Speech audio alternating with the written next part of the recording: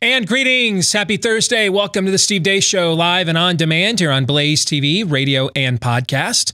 I'm Steve Deace. Todd is here with me, as is Aaron McIntyre. 888-900-3393 is the number. If you'd like to join us today, you can also let us know what you think about what we think via the stevedeace.com inbox. Email the program, steve@stevedeace.com. That's DEACE.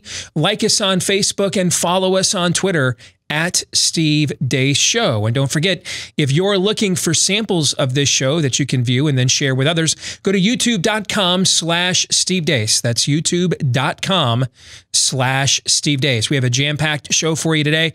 Theology Thursday, we're going to look at the story that has gone viral this week. I've never heard of Hawk Nelson, but I'm old now. Aaron, are you familiar with this band? We played them on our student radio station at the college that I went up to. Okay. I think they maybe came and played on campus one time. Other than that, I couldn't tell you what their most famous song is. Well, apparently they're a big deal in contemporary Christian music. And is it the drummer or lead singer, I want to say?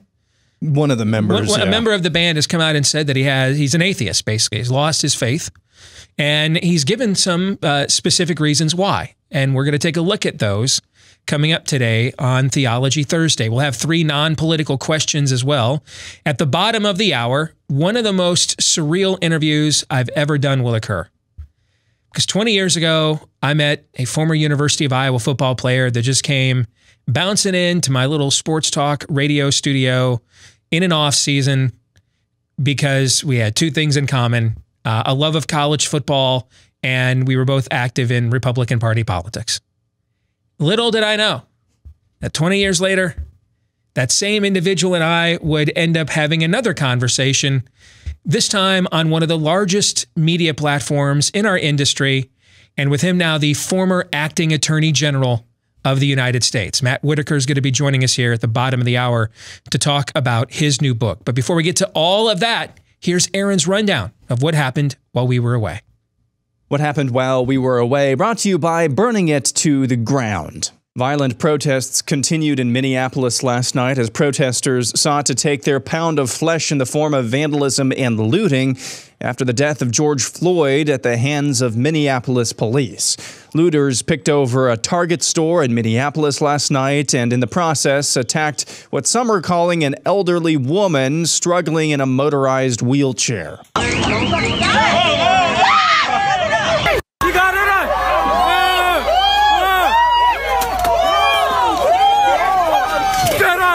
Protesters also looted an Aldi's store, a U.S. Bank branch, a Cub Foods supermarket, a Wendy's fast food establishment, as well as an AutoZone location, and set fire to the latter.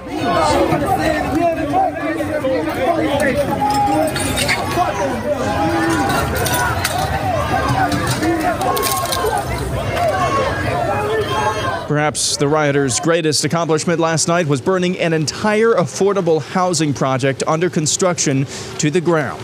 I have never seen anything like this. The building's beginning to collapse. The building is collapsing. The building just exploded. Oh my God! Minnesota Congresswoman Ilhan Omar says, "Our anger is just, our anger is warranted, and our priority right now must be protecting one another." According to the Associated Press, the aforementioned George Floyd, the man killed by police, which sparked days of unrest and violence, was stopped by police because he'd written a bad check. Protests also broke out on the streets of Los Angeles regarding the killing of George Floyd yesterday evening as well. Moving on, President Trump is preparing to sign an executive order targeting social media companies and essentially warning them not to interfere with the upcoming presidential election. This executive order comes after Twitter recently marked a few of Trump's tweets as misleading. Another 2.1 million people filed jobless claims last week, bringing the total since mid-March to nearly 41 million. Reports circulated yesterday saying New York Governor Andrew Cuomo received large donations from a nursing home and hospital system lobbying group during his primary contest for governor in 2018. The report connected that incident with the legislation he quietly signed last month, absolving nursing homes from legal liability regarding the coronavirus in their facilities. Outbreaks at long-term care facilities in New York State have resulted in as many as 5,000 deaths. In good news, Disney World in Orlando has announced they'll be reopening their doors starting in July. This follows the announcement from Universal Studios, also in Orlando, that they'll be reopening in early June. Over 20 Republicans in the House of Representatives have sued Speaker Nancy Pelosi in an attempt to change a new rule which allows voting by proxy on legislation as opposed to the representatives being in person. The pandemic-driven rule change passed without any Republican votes last Friday and allows House members to direct others to vote on their behalf. Newly unsealed video surfaced yesterday of Planned Parenthood officials discussing under oath their involvement in the selling and trafficking of dead baby body parts. The videos were a part of Planned Parenthood's own lawsuit against the pro-life group Center for Medical Progress. Planned Parenthood has insisted for years they've never sold aborted baby body parts. Planned Parenthood told Congress they rebuffed the deal, and the New York Times reported Planned Parenthood's assurances that the affiliate declined. But now, we know that Planned Parenthood lied to Congress and to the media because of the documents and testimony of Tram Nguyen, Planned Parenthood Gulf Coast Abortion Center director. You just turn to the last page of the document. It says that the fee to Planned Parenthood Gulf Coast for a fetal liver would be $750, and the fee for fetal liver and a thymus would be $1,600. You say, FYI, we're still trying to move forward with this. She responds to you and says, do you want to do this? You respond to her and say, yes, ma'am. Do you remember that exchange? Got into it yesterday. So you wanted to move forward with the contract we just saw with those price terms? I know I wanted to move forward with it. Is there anything in writing that says that you didn't agree with the compensation? Objection, vague. No. That's just one of a few videos released of Planned Parenthood officials discussing their illegal business. And finally, Joe Biden is full of hot air. Or stop work on roads and bridges. So what does a human cost? In case you didn't hear that, let's take another listen. Or stop work on roads and bridges. So. Oh boy, and that's what happened while we were away. And see, he makes a little adjustment in the chair to squeeze that one off. And Tom Wolfe, he's kind of got like that just happened. What a fitting metaphor for that entire montage. Oh, Aaron's montage brought to you by Keeps. Kyle and Josh were both losing their hair. No shock since the dreaded male pattern baldness gene ran in each of their families, but the way they dealt with it could not have been much different. Kyle decided, hey, I'll just keep putting it off. Kept losing more hair by the day, while Josh went to Keeps to learn how to keep his, because Keeps offers the generic versions of the only 2 FDA-approved hair loss products. Therefore, they are the real deal, and the generic versions saved Josh a fortune. And all it took was a quick online consultation. You just answered a few questions, snapped a few pics of his hair, and then the doctor evaluated everything and recommended the right FDA-approved hair loss treatment for Josh, and it was shipped discreetly to his door. Keeps let you do all of that without ever leaving your couch, all right? So if you want to get started, half off your first order right now to get you started. That's right, half off your first order.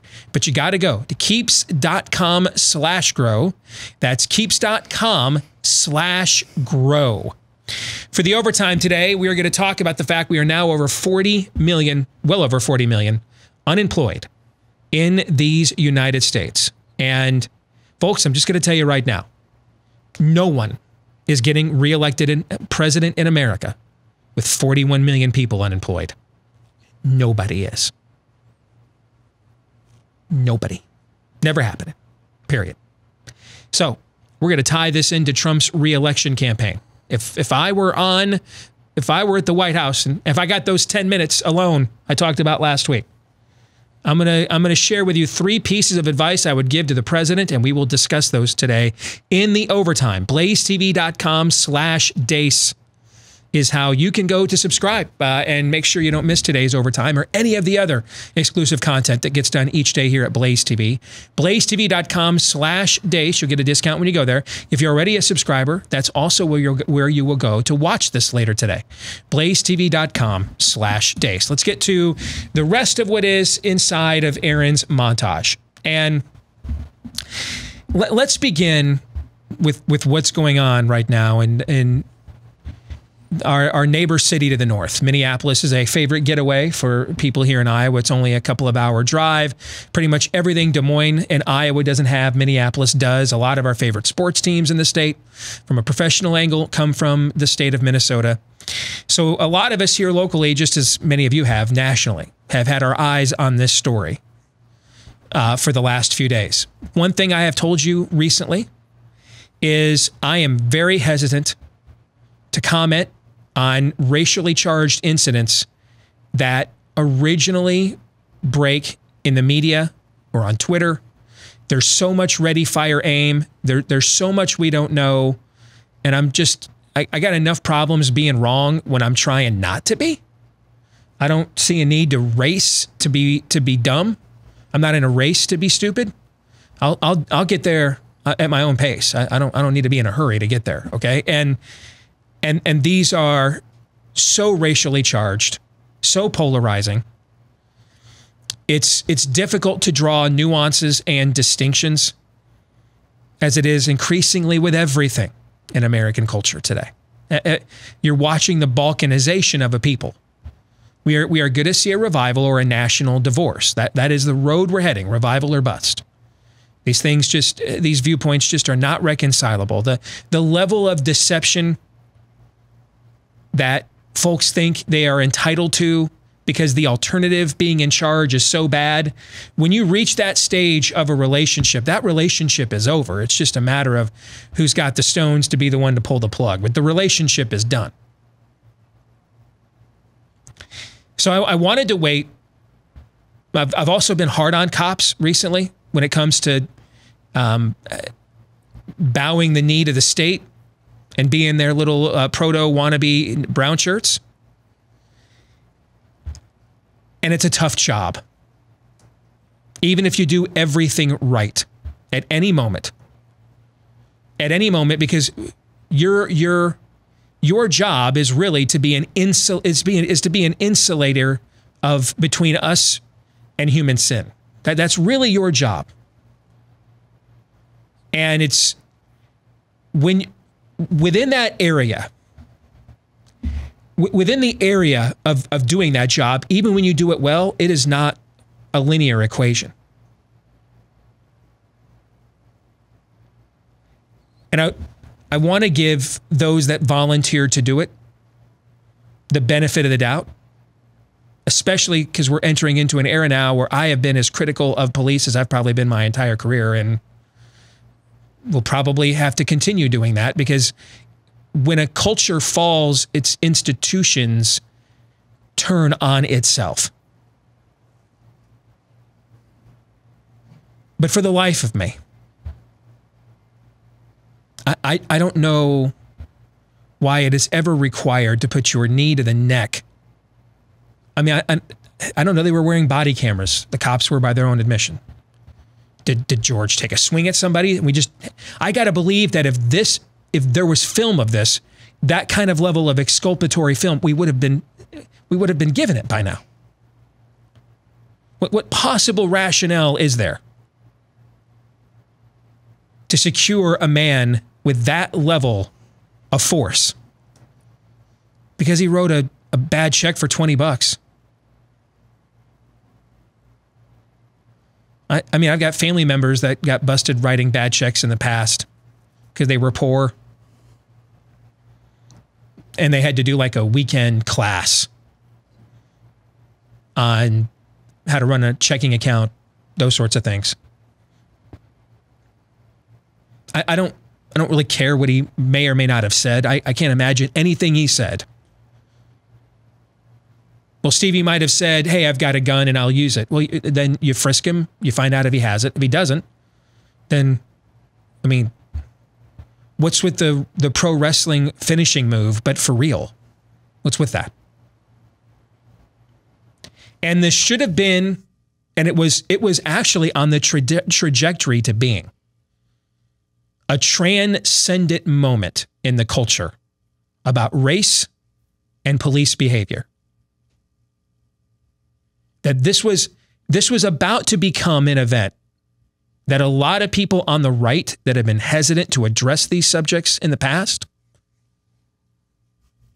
had reached kind of a point of no return, where even they thought, oh, I mean, come on, man, really? We're choking a guy out over a $20 forged check? And have a little self-awareness too. I mean, come on, man. You got to understand the job you're in. A white guy with a black man on the ground, restraining him in that way. I mean, why don't you just grab him a collar while you're at it? Have a little self-awareness here. It's impossible to defend it based on the information that is out there. And again, I have to believe, especially yesterday, the names of the cops were being wrongly linked to photos online, which, you know, when passions are heated like this, that could endanger the wrong people, right? I have to believe by this point, if anything on those police body cameras was exculpatory in any way, shape, or form, we would have learned of it. Well, they wouldn't have fired the cops since I have to believe. Yes, yeah, I have to believe that. I have to believe by now, their attorneys, and even the firing, I can see the city wanting to, you know, CYA, right? But their themselves, their own attorneys, I have to believe by now we would have seen it.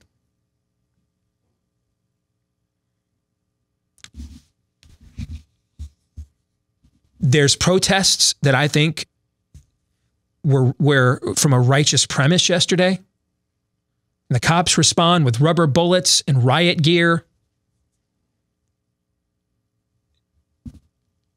Those that have been protesting race and police brutality in America were about to win the argument, I believe. And then these riots happened.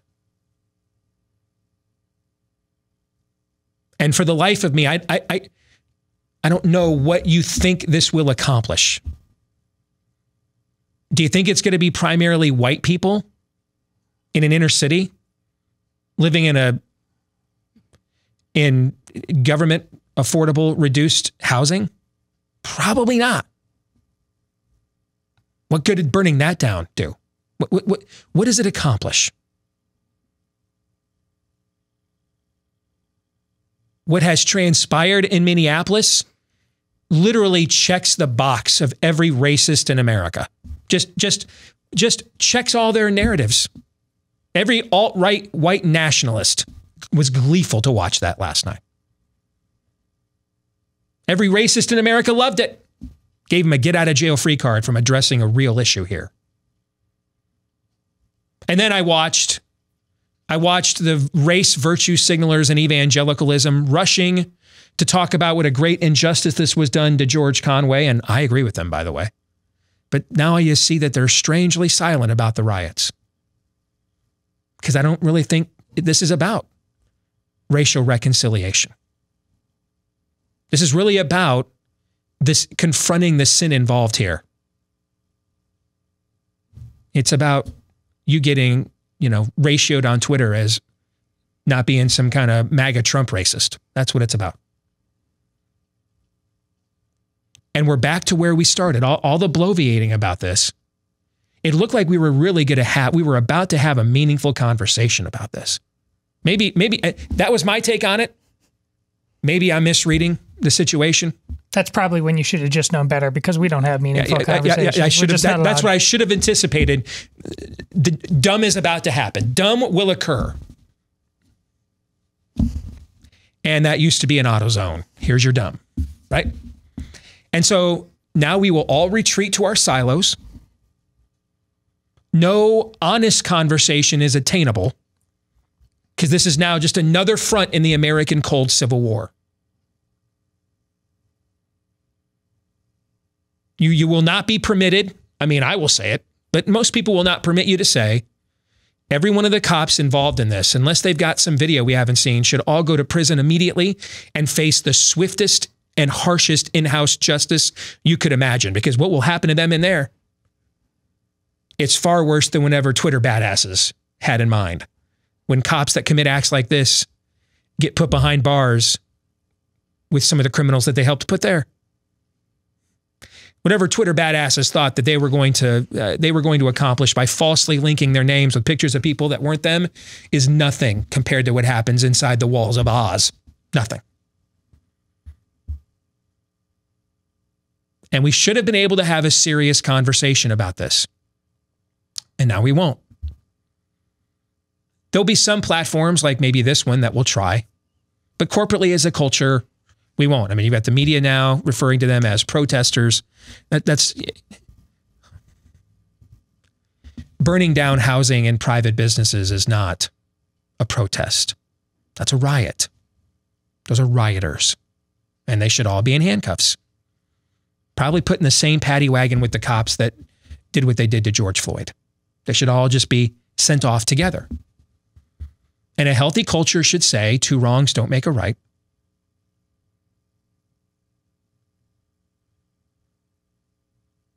And a healthy culture should have white church leaders saying, hey, folks, we don't, that injustice, we speak out against that.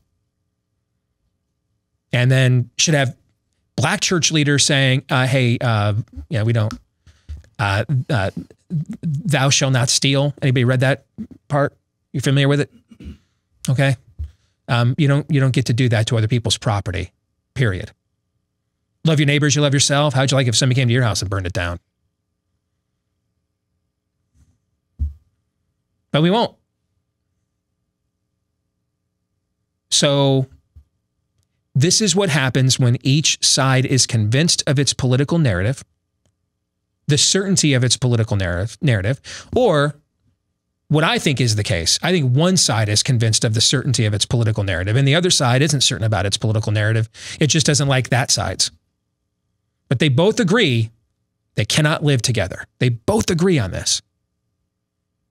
Because when you desire to be in community together, when you think there's potential in that relationship, you talk. You communicate. You have transparency, honesty. You have mediation, accountability. Because you know you have to go through those stages to get to restoration and renewal and a reunity, right? Do you guys see any of that happening now? Haven't for quite some time. No, I don't, sadly. And I got a very thoughtful email from a gentleman this morning asking why, given our show's tendency to boldly go places that maybe some other shows don't want to go, why we haven't gone more in recent years on racial reconciliation. And I wrote him a thoughtful note back, and I'll keep most of that between the two of us, but just as a macro address for the entire audience. I on a personal level, I struggle when I don't think certainty is achievable. Meaning, I am okay with the truth, even if it's bad. Even if it's not what I want it to be, because I think ultimately the truth is its own reward. That ultimately the truth gets you, even if acknowledging it in the short term is painful. In the long run, it sets you free. And Todd, you will know this, having listened to my show for years. In other iterations, I probably talked more about race issues than a lot of other conservative shows did, frankly. Oh, when you had a local audience, nobody did it more or better in terms of bringing black and white leaders, faith leaders together. That was a big focus, impetus on our show. But in the last few years, I don't know how to do it without contributing to a false narrative. And so I have just largely viewed it as a down power line. And maybe that's wrong. Maybe it's gutless. Well, I'll take that accountability. I just don't know if certainty's not achievable. I have a tendency to shy away. Some of it's a rationalization. I take enough slings and arrows, man, for the stuff I'm certain about. You know, I mean, frankly, if we're just being brutally honest here, I've lasted a lot longer doing this than I thought I was going in. I did not think I was going to make it this far. So, now we're going to walk into maybe the most radioactive topic of them all. And where is the certainty achievable? Where's the lineup of people saying in the 21st century in America, unless he pulled a gun on the cops or threatened to, I should never see, ever, I should never see a cop doing that to anybody unless they did that anyway, regardless of what the color of their skin is. But we ought to be at least self-aware enough to know what it looks like when that happens in 21st century America. That just shouldn't happen. Should not happen. Unless he pulled a gun or threatened to, or some kind of weapon or threatened to, period. Shouldn't happen. That's like, if that's in your training manual, rip that page out, throw it away. That manual sucks. That's going to put you in prison. And then where you're then free to then turn right around and saying, rioting is what makes you a thug, and you all belong in prison with the thug cop that did that to George Conway. I mean, are we going to see too many panels, whether it's Fox or CNN? Are we going to see much of that discussion today, do you think? I mean, I don't know. I'm asking. I'm just not really optimistic. No, I'm not at all. And so I don't know how to even wade into this now, when it seems as if, again, the truth is not obtainable. It's elusive. What are your thoughts, gentlemen? Well, here's the thing. People have been, including myself, been talking about how what we're watching is the Hunger Games. And there's a lot of truth to that. But in that movie, they talk about the history, but you basically, in the present time, you have a tyrant holding people down. But there's tyrannies at every level going on here. There is clearly a tyranny within Black America that allows it en masse to react like this to something, including, and Steve didn't point it out, but it is in the montage, and I know Steve's pointed out on social media. I mean, the beating of elderly women in wheelchairs. Right. We were just talking about, if you're a white cop, have some self-awareness. Yeah. I mean, if you're black, have some self-awareness. I mean, how do you think that's going to look to America? How does it serve your cause to beat up an old white woman in a wheelchair at a Target? Tell me Tell me Al Sharpton's not going to highlight that video for you tonight on MSNBC. He's not going to want any damn part of that, because he's smart enough to know I don't get jobs on MSNBC promoting videos like this, right? Because who's his primary audience? It's not Black America, it's rich white America. That's who's watching him. And they don't want to watch some old white woman getting beat up in a wheelchair at a Target either. Tell me how that helps your cause any more than a white cop thinking, here's a great idea I have. Let me put my knee full force on this black man's neck and choke him out. Is anybody using a brain here? Anybody? No. And so it speaks to what you say you've been loath to wave into. You don't need to be... It's certainly not cowardice. It's a simple acknowledgement of the matter that with all of your rhetorical abilities, you know, on some level, you can't touch this. You cannot heal this. It is beyond you. Both sides are showing that to be true right now. Both sides have become feral. We are not remotely a people capable of governing ourselves, and we keep proving that over and over again. Yeah, the reason why it's loath to try to wade into this is because it's trying to deduce any plan or any truth in the Joker. Yeah. Okay, both sides. How did Dylan Roof think that what he did in South Carolina served his interests any better than any number of those thugs last night busting through AutoZones and Targets? It doesn't make any sense because it's just the spirit of the Joker. We'll come back. Former acting Attorney General Matt Whitaker is going to join us here next on Blaze TV. Stay tuned.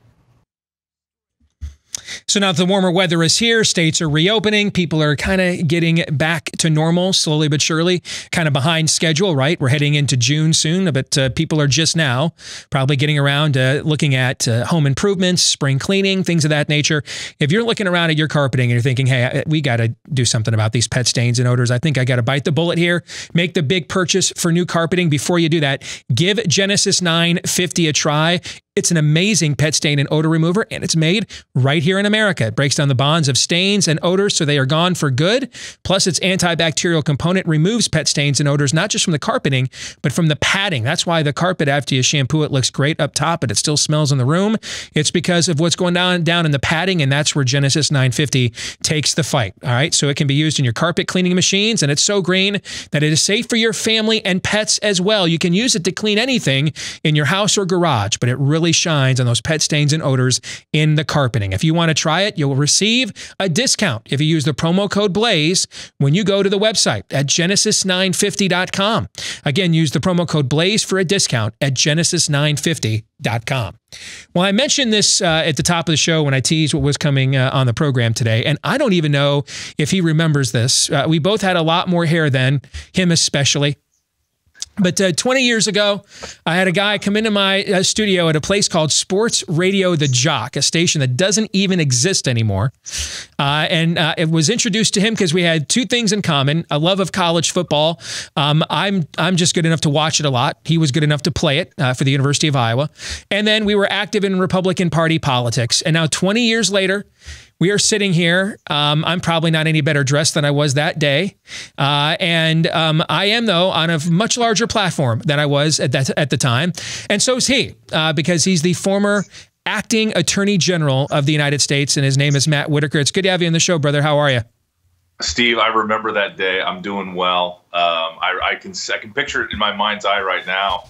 And I'm trying to remember. You played a voicemail or a clip of some radio that you had done, and I had a really awful comb over at the time. Yes, I remember that. Yes, and so yeah, but I was very glad, and we've done this many times, and you are on. I'm proud of. I've watched your success, and I'm proud of it. I'd like to say that every time you've interviewed me, I've helped you go to the next level. You probably have that in your clip roll. That you are the karma here. That's right. Yes. So I appreciate that, and it was surreal too for me to wake up one day and I'm like, holy crap, Matt Whitaker's Jeff Sessions' chief of staff. And then, holy crap, I even sent you a text when I got that news. Matt Whitaker is now the Attorney General of the United States. Yeah. It just goes to show you are living proof, my friend. Literally anybody can do anything in America, right? You are living proof of that. You're right. You're right. And I remember that text. And not only did you just say congratulations, you gave me some encouragement and a reminder. I could pull it up right now on my phone, but it was something to the effect of stay humble and do your job. Yes, yes. And watch your back. Right. Watch your back. No kidding. All right, so let's start with one of the things I like to do with our audience is you've been on the policy enforcement side of this. I've been in the activist side of this. And so I try to, whenever I have access, I've been on a campaign or something, to give our audience kind of what life is like on the inside. All right. And so the book that you wrote about what went on while you were the acting Attorney General, Above the Law, the inside story of how the Justice Department tried to subvert President Trump. I want you to take us on the inside. What do we not know that we just get from hearing names? Rod Rosenstein, because I've heard it pronounced both ways, so I don't know which one it is. Maybe you can finally clarify that for us. Christopher Wray, Papadakis, or Dopoulos, whatever his name was. Devin Nunes, who wrote the foreword to your book. Adam Schiff. We hear these names on the outside. We see what gets selected to run on cable news or where they appear on TV. Connect dots for us on the inside. What really went on here? Well, I mean, to some extent, you had an administration that was working hard for the president. I got to the Department of Justice in October of 2017, so about 9 months into the new administration. Many of the mistakes, I just think like Reince Priebus was gone, the first chief of staff, and so there was some different folks. Bannon had just left or was leaving at the time, and so sort of it was almost. I'd say part two, kind of we're probably at part 3 or 4 as the president is finding the people that he's comfortable with, like Mark Meadows, for example, where he's really feels like he's picking the people he wants. And so I arrived, with a task of helping General Sessions try to, bring the Department of Justice not only, under control, but also to make sure that the president's agenda was being accomplished. As you can imagine, it was in the early days of the Mueller investigation. He had been appointed in May of 2017, and there was, it was a chaotic moment, and my role was to, bring order, discipline, kind of what I describe in the book as regular order. And but what you appreciate when you're working and living in Washington, D.C. is just how awful the media is, and I paint with a broad brush because it is. I can't imagine. I don't have enough digits on my hands and feet to count the number of times that some reporter from one of the major news outlets was trying to get my contact information, try to, sort of cozy up with me, being friendly, sort of wanting to go to lunch, whatever else. And really all they were trying to do was just like you would see a Russian spy snuggle up to, a potential asset. And it was so transparent and so obvious. And, there was never, and again, I was smart enough because I'd been in this, game as a U.S. attorney and sort of was, sophisticated enough to understand what they were trying to get. But they were just, it was constantly, anytime there was a rumor on the street, they would first talk to each other and then they would go out and try to find a source. And so they just, kind of constantly, if they had your number or got it from somebody, and they always, if they didn't have somebody else's cell phone, they'd ask you if you'd give it to them. It was a constant and ongoing harassment to get inside dirt. And I just wasn't going to play that game. I knew that my boss Jeff Sessions didn't like the media and didn't do off the record or he kind of was prickly about talking to the media at all. Because he was, a veteran of Washington, D.C. for 20 years and understood the game.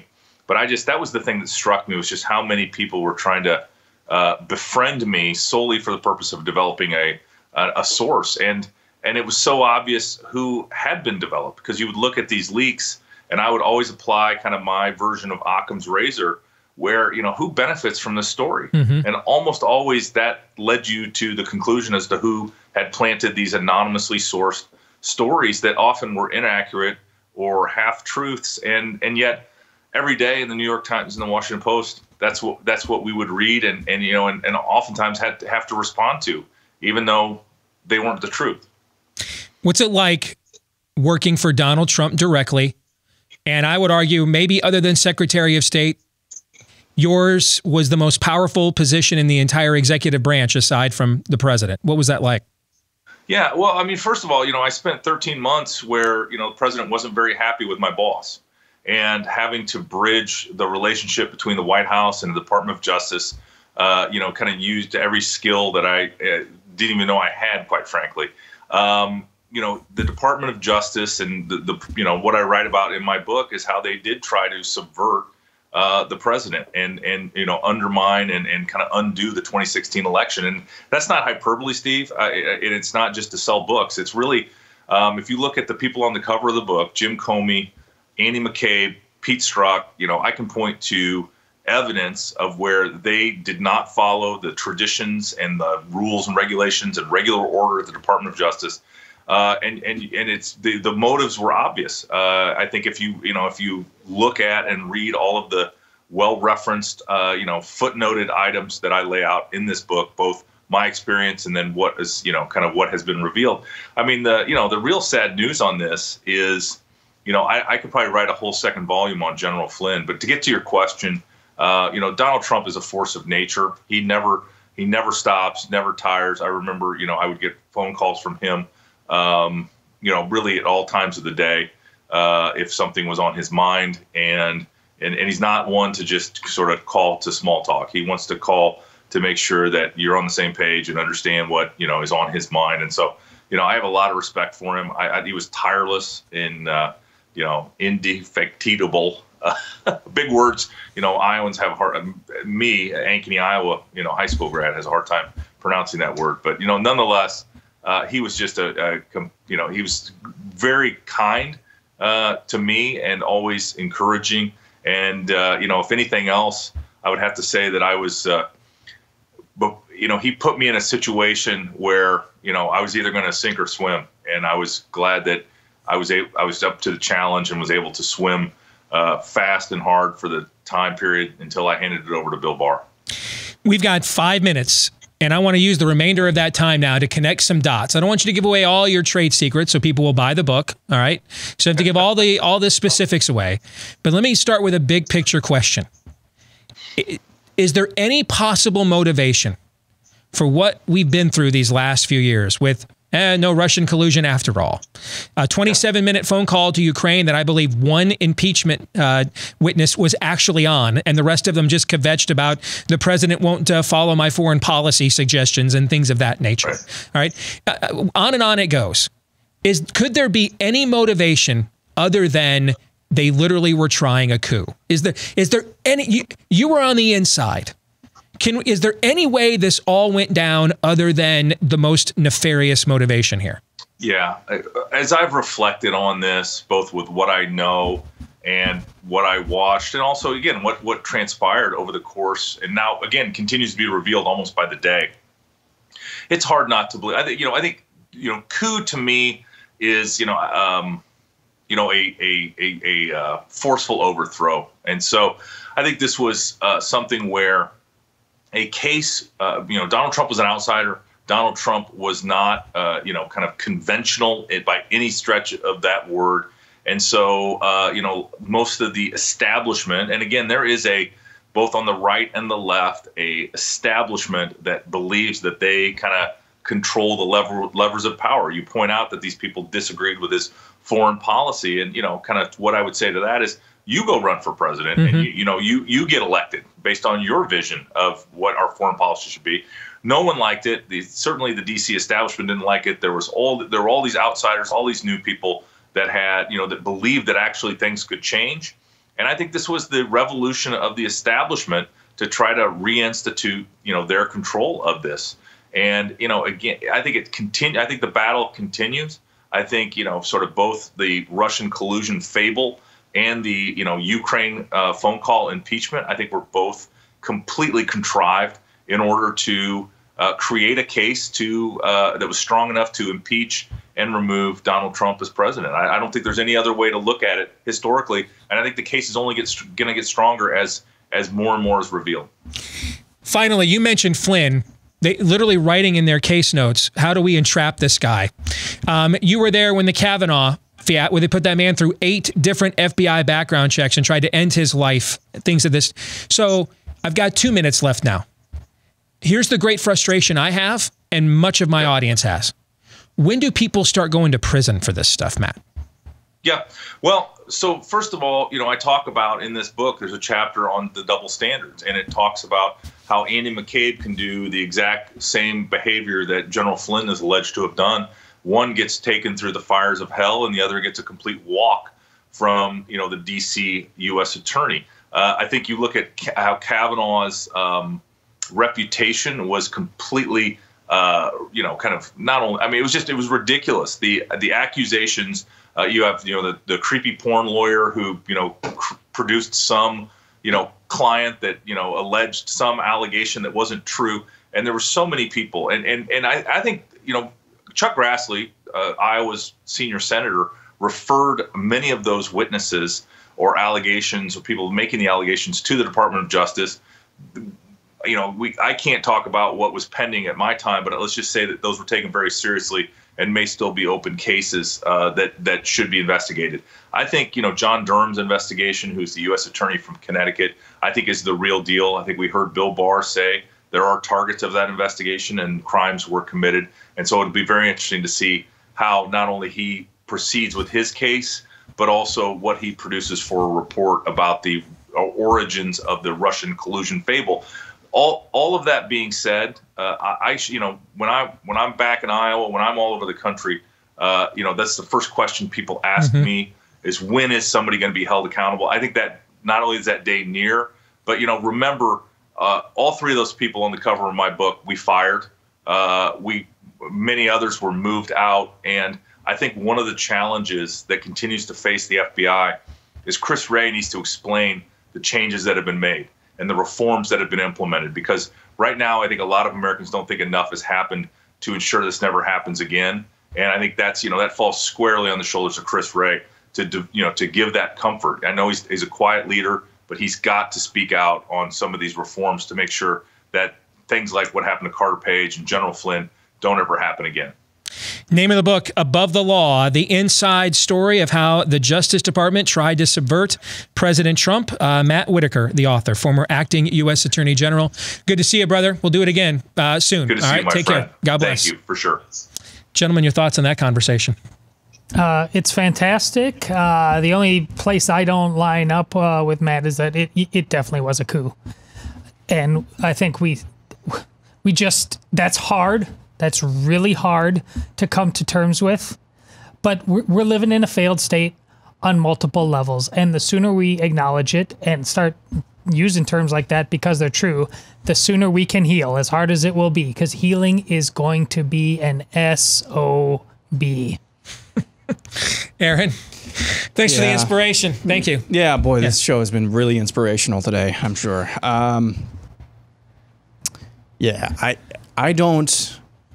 I don't know what any of this matters without people going to prison. I think it probably doesn't matter. I think it's just, well, that's the swamp. If nobody goes to prison, we'll chalk up the attempted overthrow of a duly elected president in a couple of years. We'll chalk that up to, well, that's the swamp. No, something's got to change. Agreed. Something has got to change, because that can't just be the new standard of swampy behavior. That can't. It just cannot. If there's no accountability, the behavior will continue because you've incentivized it for it to do so. All right, we'll come back. Theology Thursday to lead off hour 2 is next. And greetings, back with hour 2, live and on demand here on Blaze TV, radio, and podcast. I'm Steve Deace with Aaron McIntyre and Todd Erzin.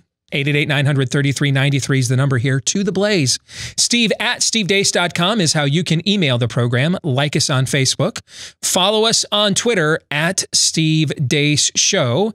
And again, the last name is D-E-A-C-E. If you've not yet done so, please consider leaving us a 5-star review if you dig the show, if you think it's got a good beat and you can dance to it. The more of those we get, the more likely we are to get to continue to do this, because for some odd reason, it makes the algorithms like us and rank us higher and help us find more people. I don't know how that works. Frankly, I'm not even sure that it does, but I'm just saying what I'm told here. All right. Plus, I think we could all use a little bit more affirmation. Couldn't you? A little bit. I'm not one to turn down any kind words. What do you think, Todd? These days, every little bit helps. Indeed. So let's keep those 5-star reviews coming. All right. And if you've already, hey, Steve, I've already sent one. Have you sent those 7 more? Just gotta throw that out there. I don't know if that works, but at least try all of your different burner accounts and don't lie to me that you don't have any. All right, let's keep it going. Thank you. All right, coming up here at the bottom of the hour, 3 non-political questions. But let's get to Theology Thursday this week. All right, I'm going to take a break. I've got one more essay for my New Testament class to share with you. We'll do that next week, unless something else happens that makes me think, hey, I want to talk about that because it's timely. All right, but here on my trusty phone is a headline from our friends over at the Daily Wire. Lead singer of Christian rock band Hawk Nelson says he no longer believes in God. Now, I could see why that would be a problem, given your vocation. Branding alert. Yes, right? So let me begin by giving Hawk Nelson credit. He is actually showing something that is sorely lacking in much of American culture today. Some self-awareness. All right? So at least he's owning it to some extent. John Steingard is his name. He is the lead singer for Hawk Nelson. Apparently they're a big deal in contemporary Christian music, but it's past my time, so I don't know anymore. Like the last big thing when I was, still hip and trendy was like Casting Crowns and Mercy Me, and that's, like 2006 and 8 now. So I don't know. Okay. But Aaron, you're telling me that these guys were on your college campus and stuff, they were kind of a big deal, right? Yeah, I'd say so. All right. Okay. So just for context, how old roughly is this guy? Aaron, would you? No. I'm looking at a picture of him. I would guess 30s. 30, okay. Yeah. Okay. I figured as much, but. All right. He announced on Instagram last week that he no longer believes in God. Quote, I've been terrified to post this for a while. Now, here's what I'm going to do with this. I am going to have a one-way conversation with John because he's not on the other end of this. But I am going to respond to everything he says. That's my plan. I'm going to respond to what he says in real time. Okay? So I'm going to pause and respond when I see something I want to respond to. And then when I'm done, I'm going to let you guys clean up in aisle 9. Okay? All right. He says, I've been terrified to post this for a while. Now, John, let me stop there for just a second. Okay? This is going to go well. John, I fully intend for us to have a serious conversation. And I fully intend to take your skepticisms. I mean, I was a skeptic for many years. Most of it simply because I just didn't want to believe. Not that there weren't good arguments. I just really didn't want to consider them. But I've been a skeptic.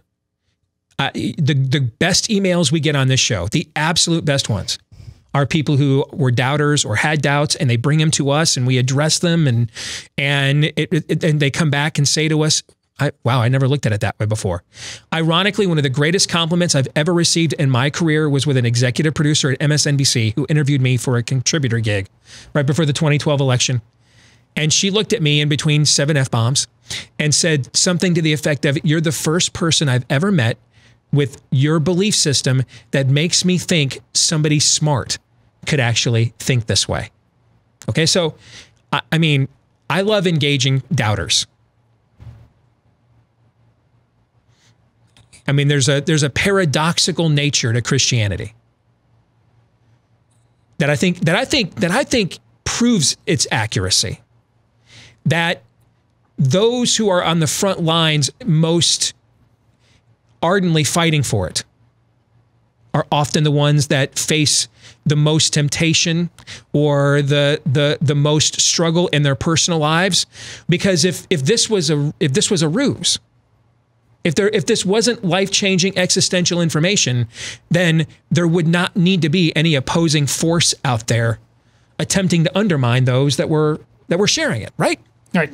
I mean, if you happen to believe that My Little Pony is the top of Maslow's hierarchy of needs, there is not like, the My Little Pony demon, the My Little Pony Satan that's out there like, man, we got to stop that person from sharing the goodness of those ponies.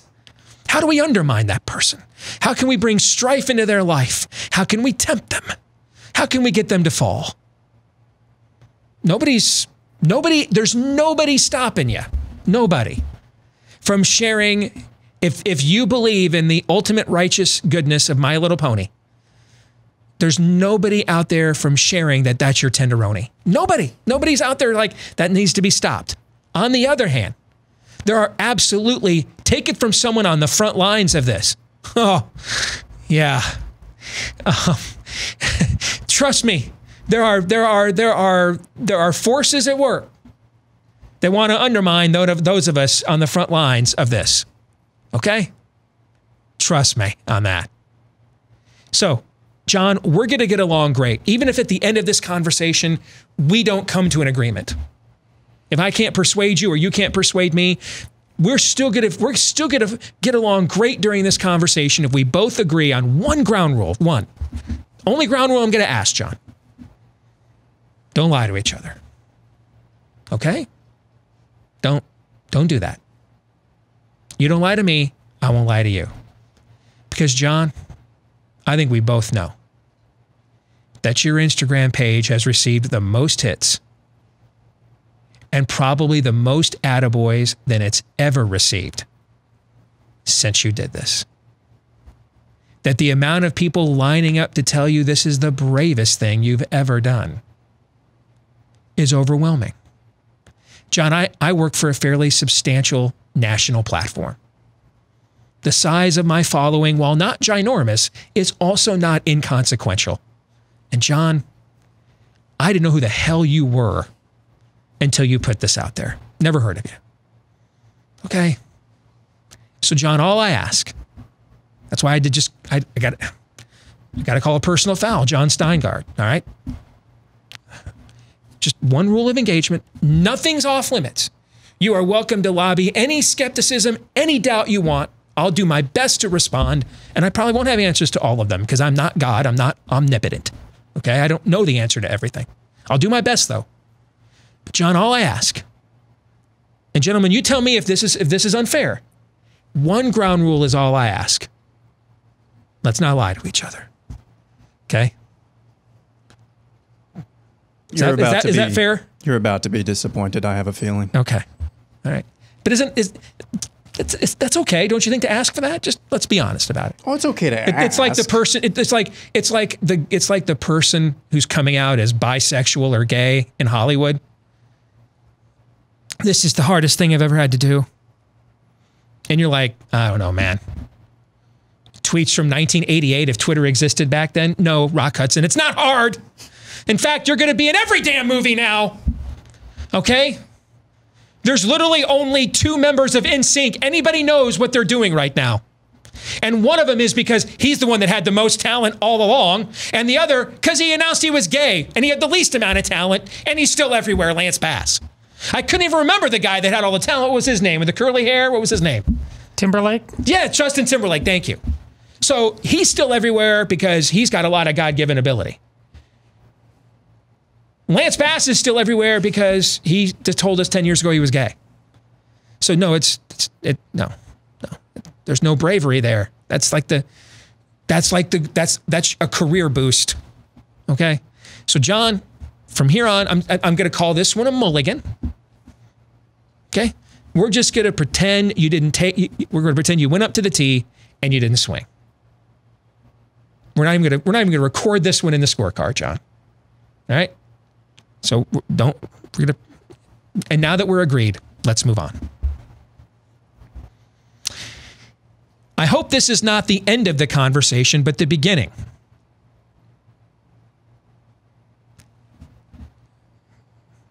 Just asking questions. I mean, I don't know the answers. I don't know. I'm just asking questions here. You know, I mean, did God really say? What I'm trying to tell you, John, is you're not the first being to attempt this tactic. I hope this is encouraging to people who might feel the same, but are as afraid to speak as I am. Now, John, I thought we already agreed.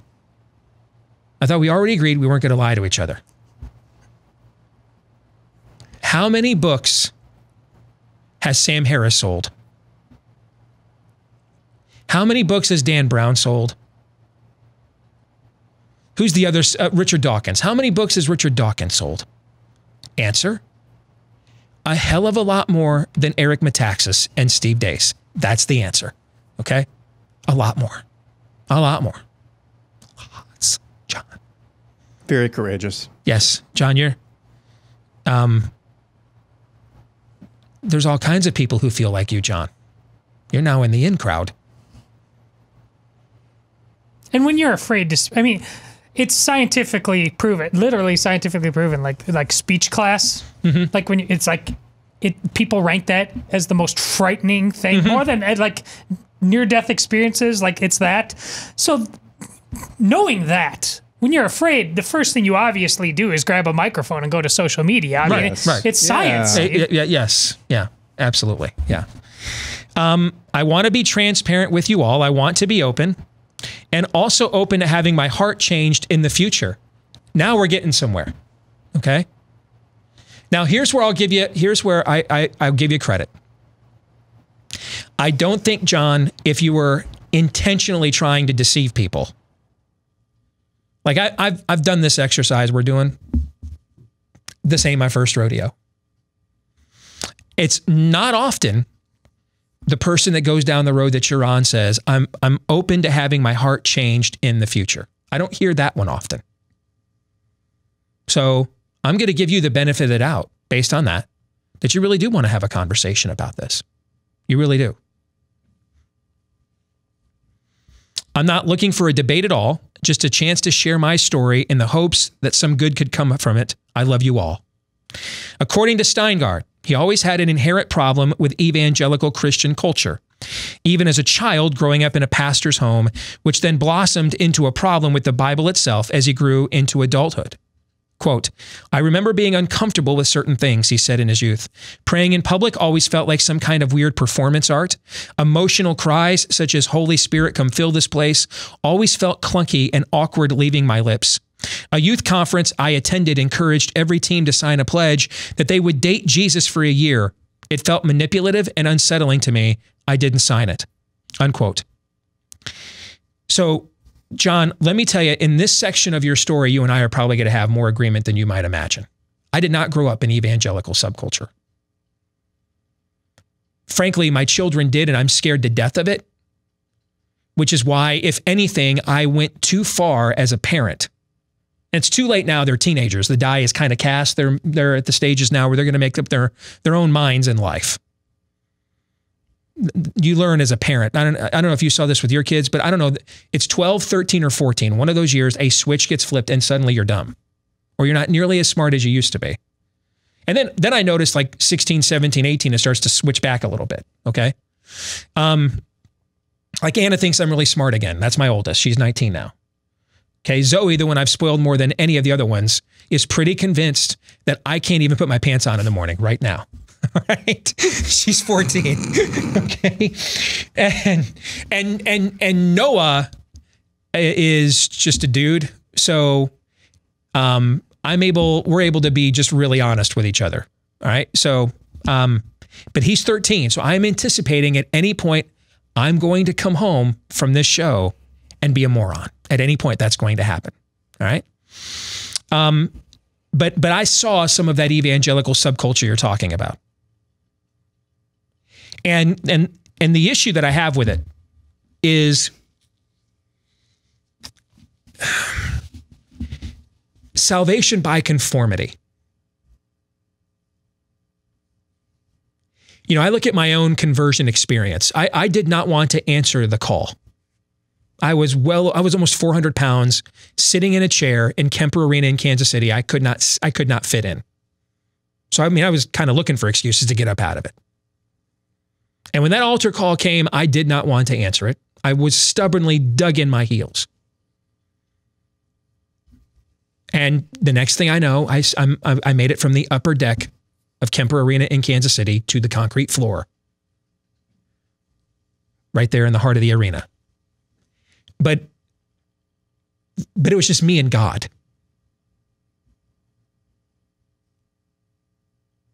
I didn't grow up in a Christian home. I didn't have a dad who was, public Christian spokesperson like my kids have had to deal with. And trust me, I adore my kids. They adore me. They will tell you, I'm not perfect. That may shock some of you. I feel, John, enormous pressure to live up to thousands of people's standard. This is where you and I are going to be kindred spirits, brother. Because I think that probably is what's driving some of this for you, if I had to guess. I feel enormous pressure. Like I can't fail. I can't make a mistake. And I make them all the time. And I can't live up to your standard. And I got problems at home like other people have problems at home. And I have frustrations with my kids like other people have frustrations with theirs. And they have frustrations with me like other kids have frustrations with their parents. And I'm not always right. The real frustrating thing is they're now old enough to actually win some arguments. And I don't want to admit they're right. So that just makes the frustration even worse. And in my position, which is probably the similar position to a guy that's the lead singer of a hit Christian music band, you kind of can't join the local church men's group where you guys spill your guts and talk about your search histories and the chicken yoga pants at the gym last night. You don't get to do that because you're the lead singer of Hawk friggin' Nelson. You're the guy they bring in to speak. You're the guy they bring in to show everybody else how to live out a series of Pleasant Valley Sundays. Trust me, brother, that pressure, I know. I live it every day. It's higher now than it's ever been because of how much our show has grown this year. So I understand that part. I did my best to insulate my children from that because ultimately I knew that with the power of my persona and the example that I set, I could make them conform. I could create what we call in the church, with the version of a church version of a false positive. That's Steve Deace's kid. He gets baptized. She gets baptized. She sings in the worship band. He serves in this group. And it would last for a while until the first time they found out that the old man's got feet of clay and that's why he needed a savior like everybody else. Or the first time they were like, you know what? I don't know that I even really internally believe these things. And I think I just did it because I was Steve Deace's kid. Maybe you just did it because you were Pastor Steingart's kid.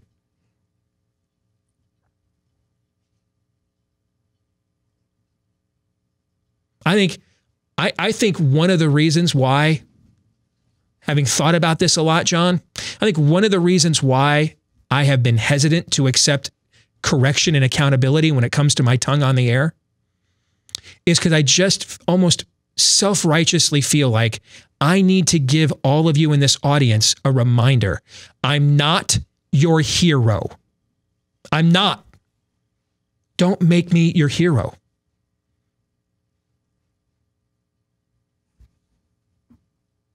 You know, a lot of us right now are following what's going on with Rush Limbaugh and his life. And I think he said publicly yesterday, at this point with my treatment in cancer, I'm getting up every day just thankful that I got up today, right? Didn't he say something like that yesterday? I read. I mean, Rush has been through 4 marriages, drug addiction, which required a public humiliation. And none of us would have our jobs without him. None of us would. He blazed the trail for every last one of us. So, John, I understand what you're saying here in this portion. Because the amount of emails I'm getting right now from people who just discovered us. And I appreciate it. I do. I love the affirmation. And that doesn't mean there's not responsibility that doesn't go along with the role that I play. I know that. I also know, though, that I'm not batting 1,000 with the responsibility that goes along with this because I'm a guy named Steve. I'm not Jesus. I'm not the hero. Now, John, here's where we're going to differ, though,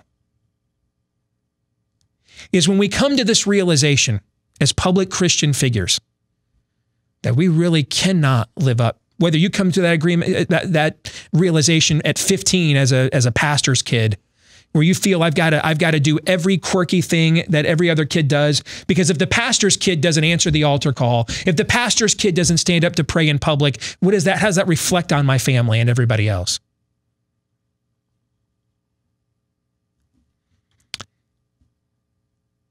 When you come to this realization, there's 2 options. When you come to this fork in the road, Yogi Berra once said, the great prophet, take it. There's the road most traveled here, and then there's the road less traveled here. You're on the wrong road, John. You took the road most traveled. And the road that you took the broad way. And the broad way you took was, I don't think I can live up to this standard. I don't know that I believe every last inkling of this. I don't know, you talked about how you're not comfortable with the Bible, but then you went into human traditions and human endeavors. Further evidence that your relationship to God is actually through other people, John, like it was when you were a kid. It was frankly through your dad, the pastor, your parents, the church family, and all the expectations that went with that. And then it was through the Christian rock band. But what about just you and your Lord? Just you and him. Just you and him. I've got all kinds of things going on in my life right now that a lot of people around me don't even know about. I take those things to him every day, even when I don't react and respond to them perfectly. Because see, I chose the other road. That's the only thing I did in this whole relationship that was smart. Is that I didn't say, because I cannot live up perfectly to all of these standards, God must not be real. I looked at it the other way and said, because I cannot live up perfectly to all these standards, I need God to be. I need him to be. I can't do this. He's going to have to do it. There's been plenty of days I've come in here these last couple of years, not sure how I was going to get into the mindset to put on the cape for you again. And then I go back to this backstall John in the men's room here at the office.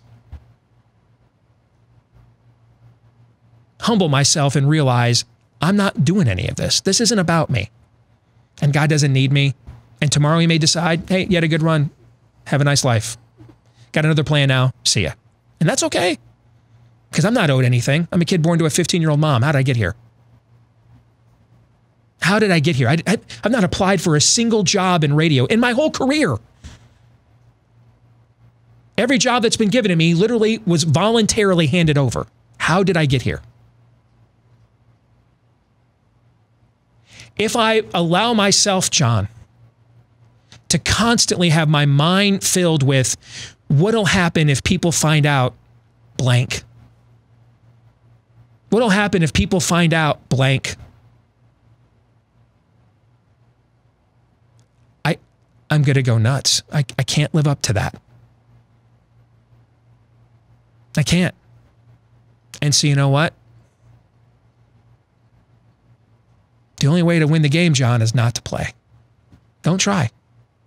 This isn't about, John. See, you want to have a conversation with us. I'll talk to you.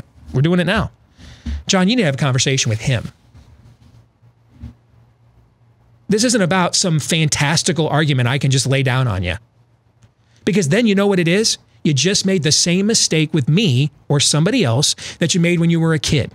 Salvation by conformity. God's not looking for an intermediary between you and him. He's looking for a relationship between you and him. And Jesus went to the cross, John, knowing that you were going to sell probably millions of records or hundreds of thousands at least. Praising his name. And he went to the cross knowing that you were going to put this post on Instagram one day, betraying it.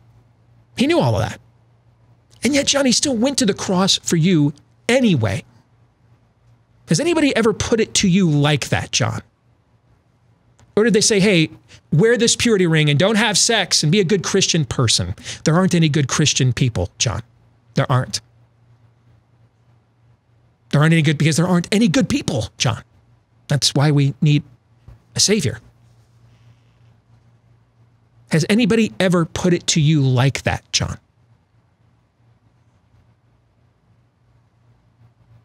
That the doubts you're having, the standard you think you can't live up to, that the answer is you're right, you can't. So stop trying to.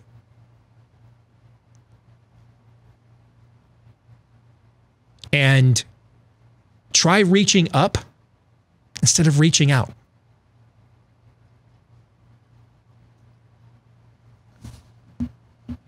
That might have got a little autobiographical there. My bad. I'm still with you. The whole thing, I'm not big into clap for this and stand for that. I kind of feel like, you know, if you got to give me a Jeb Bush, please clap. If you got to give me a Jeb Bush, can I get an amen? I kind of feel like you don't deserve one. So no is my answer. I don't think I've raised my hand in church one time. It is an answer to a question, and it's because it spontaneously touched me, so I answered it. But I'm totally against any form of contrivance. I won't contrive a damn thing for nobody. Not for any of you. So no, I won't give you a fake nice or a fake amen or a fake smile. No, I hate that clunky crap. I don't do it either. By the way, the Lord's not in any of that either. He's looking for an authentic relationship, John. Have you taken any of these issues to him? Any of them? I don't know, I'm asking. Or did you internalize all of this and then just vomit on Instagram? My challenge to you, here's my closing challenge to you, because I could do 3 days of shows on just your Instagram post here alone. I'm going to put a bookmark right here. And so this is the final question and challenge that I have for you, John. Have you taken any of this directly to the most powerful being in the universe?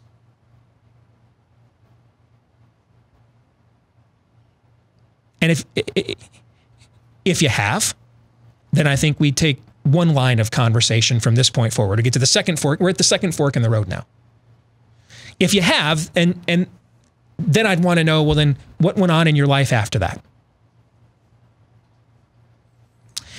But if you haven't, which is what I suspect, or you did so maybe on your own terms, I've got a different line of conversation for you, which is, if you want to be honest with people and you're not trying to intentionally deceive them, after you spent all of these years attempting to live up to a standard you couldn't, and you spent all of these years performing Christianity for people and you don't want to do it anymore, after investing all of these years in a lie, don't you think you ought to give the truth one chance? One. Just one chance. More in a moment.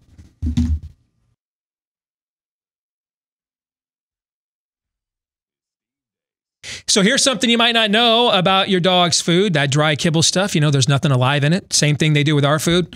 Strip it of like the stuff we most need, the prebiotics, probiotics, digestive enzymes, vitamins, minerals, nutrients. They strip it from our food for a long shelf life and mass distribution. That's why we're taking so many supplements today. Same thing happens with our pets as well. And that's why they could use a premium dog food supplement like Rough Greens. It isn't a dog food. It's a powder that you sprinkle on your dog's food. And it contains massive amounts of vitamins, minerals, all the stuff that I just talked about. Even omega oils and antioxidants, the stuff that improves digestion, healthy skin and coat, joint health, mobility, etc. And apparently it tastes great. I don't know. I haven't tried it myself, but our dog Cap absolutely loves it. So if you want to take the Rough Greens 14-day jumpstart for your pet, take the challenge today. It's just $14.95, and you'll see the difference in 14 days or less. If you want to see your dog thrive, go to roughgreens.com/blaze. That's RUFF for roughgreens.com/blaze. That's roughgreens.com/blaze.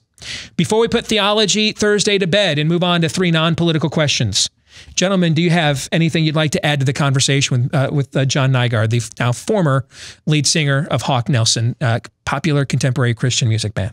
Well, Aaron has this funny thing he said a long time ago, but I don't know if he invented it or if it's been said before, but he said there's a lot more theological accuracy to AC/DC's Highway to Hell than there is a lot of contemporary Christian music. I would really like to take credit for that, but that's the B. Okay, well, yeah.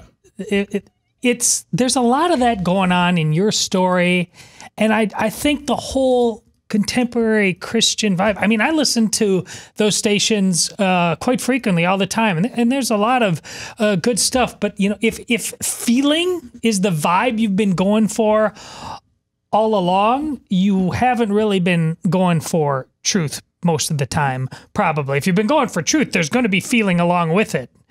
But listen, this whole thing becoming a Christian band is just kind of a false premise all the way along. I mean, how about just you like music? Be a musician. play, sing about God sometimes, sometimes not, whatever.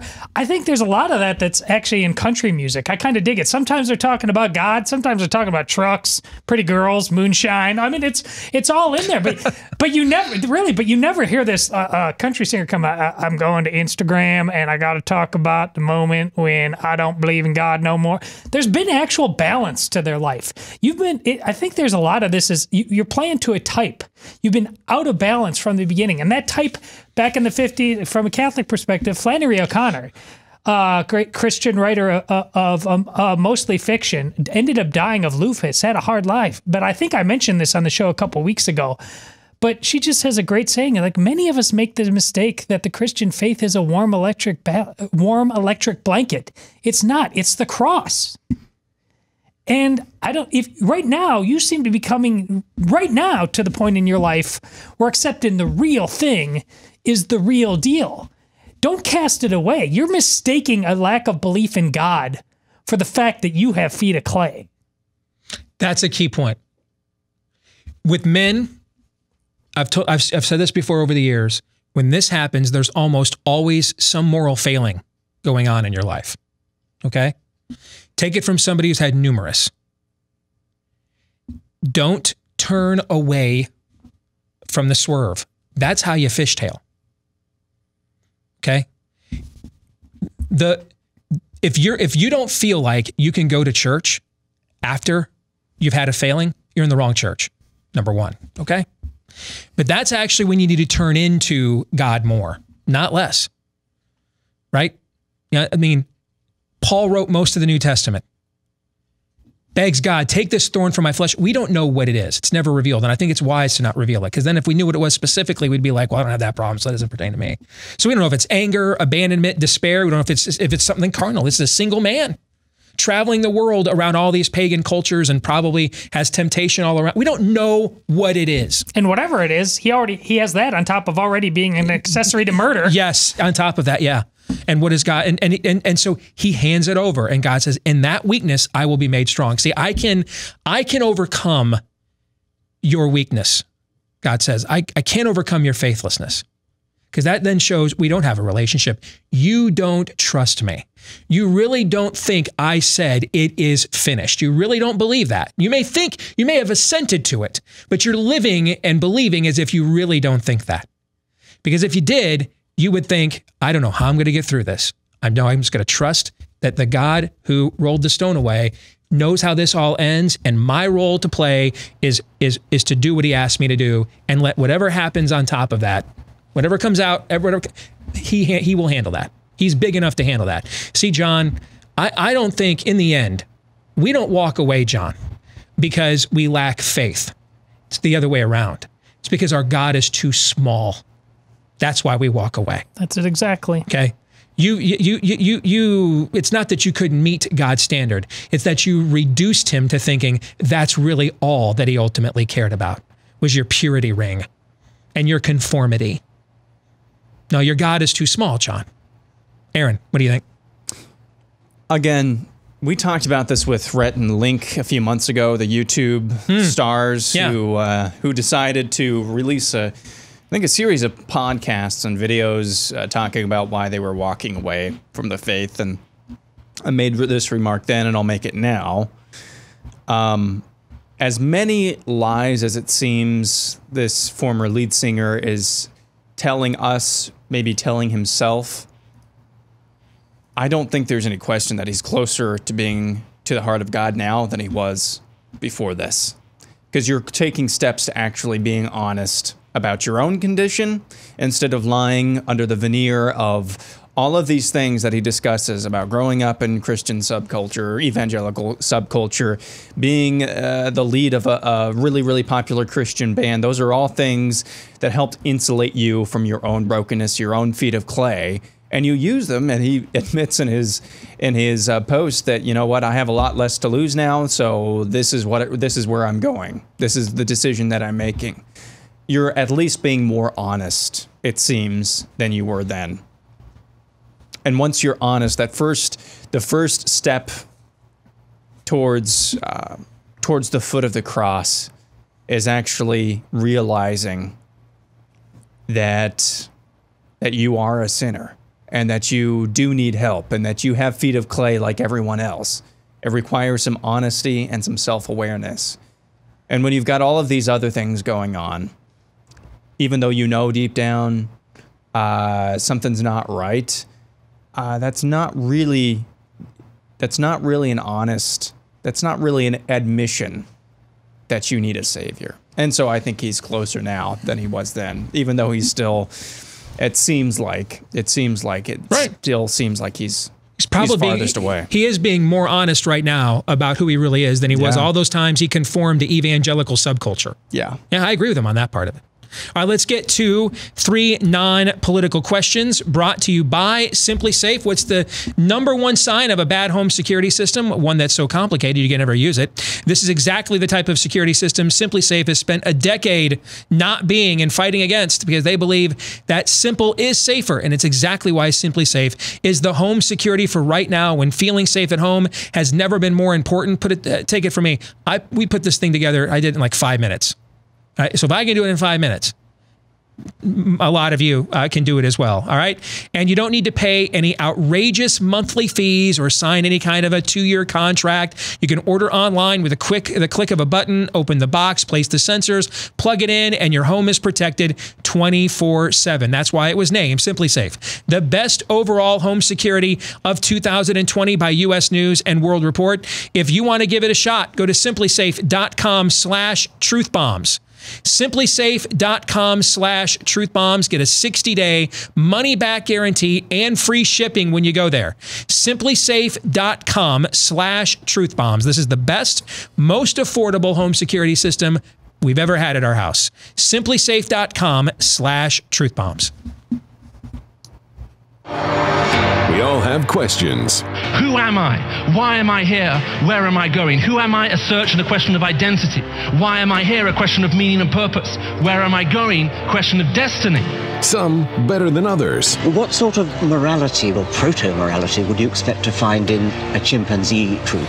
Injecting some levity into the demise of Western civilization. It's 3 questions on the Steve Deace Show. Yes, 3 questions on the Steve Deace Show. As the guy with the big voice says, taking a break from the demise of Western civilization. Question number 1, if you could ban one non-governmental thing, what would it be? If I could ban soccer. Todd, we should do these like rapid fire. Come on. All right, fine. Is that a cheap shot? Well, that takes a significant amount of joy away from me. All right, you know what? You're right. I'm sorry. You're right. You're right about that. All right, so if I love how that came after Theology Thursday right there, and I told you, don't make me your hero. I'm going to let you down. Then I just warned you. Don't be surprised when the scorpion stings, right? Okay. If I could ban one non-government thing, what would it be? Yep. Using children's programming as a means by which to, whether it's Drag Queen Storytime Hour, whether it's a Pixar movie, okay, using children's programming to rob them of their innocence. That's what it would be. They got the rest of their lives to be confronted with the toxic sludge of our culture, okay? Let them be kids. Let them be kids for at least a little while. It'd be that. Karen. That's a good one, too. That's a good one, too. I think for me, I would ban any stoplights that are not actually hooked up to sensors. The ones that are just timed, and maybe that's all of them, but they all need to have sensors. There's no reason when I'm heading into work here at 6:30 in the morning on, I can't even remember the street name. There's always a light there that I have to wait like for 2 minutes, and there's nobody else around. I would ban all stoplights that are not actually hooked up to sensors. Question number 2, what's on your Mount Rushmore of Olympic sports and why? Men's basketball. I'll just go with the ones I've watched the most. So they must be the most interesting to me. Men's basketball. Hockey. This is why he needs God. Men's basketball. Hockey's like skiing's okay. Not into figure skating or anything like that at all. That's like my only like winter sport one I like is hockey. So I'll go with basketball, hockey. I'll give on, you know what? Gymnastics, whether it's Mary Lou Retton or Carrie Strug, have created a couple of transcendent moments that I've watched. So I'll go with that. And then, the 100-meter dash. Whether it's, Usain Bolt to Carl Lewis, I've watched that a ton growing up as well. So the 100-meter dash, men's basketball, hockey, and probably women's gymnastics. Like, I don't really care about men's gymnastics. How long ago was Bart Connor? That's like the last name. Yeah. Wow. That's nice like the last name I remember.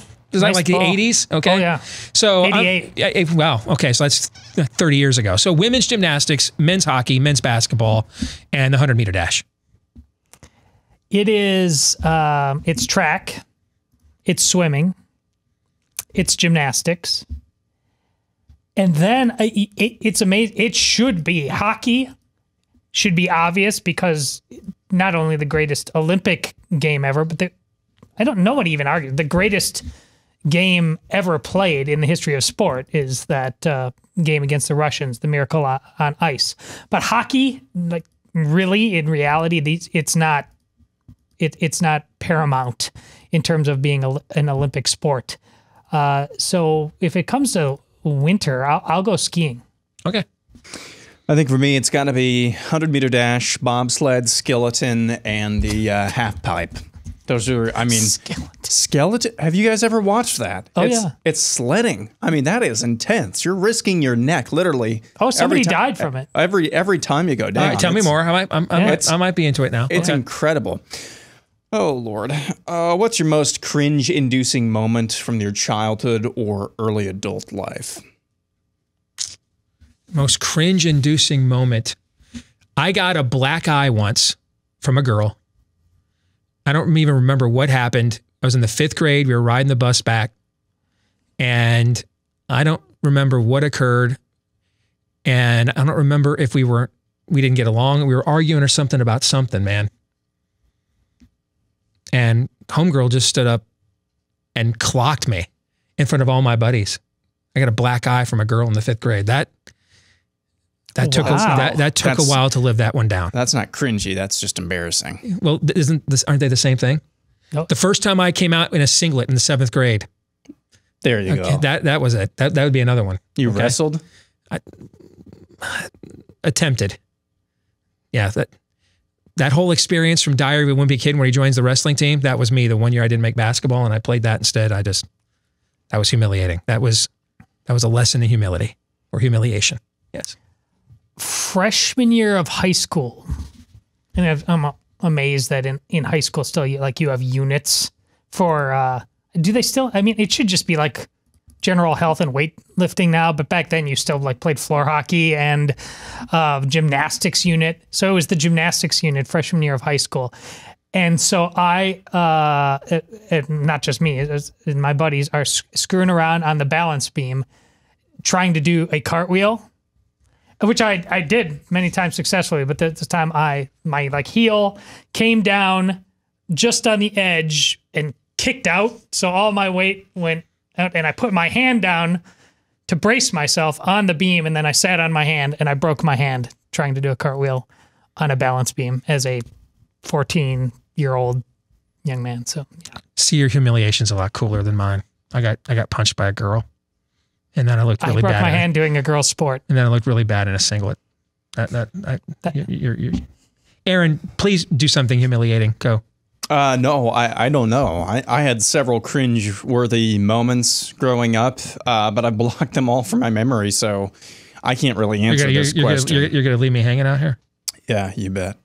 Oh, I'm sure I've had several moments. I mean, I was a very awkward, very emotionally stunted, socially stunted. Fired. So, just not a whole lot coming to my mind because I've just blocked them all from my memory bank. Sorry, guys. Really? Yep. John 3:17.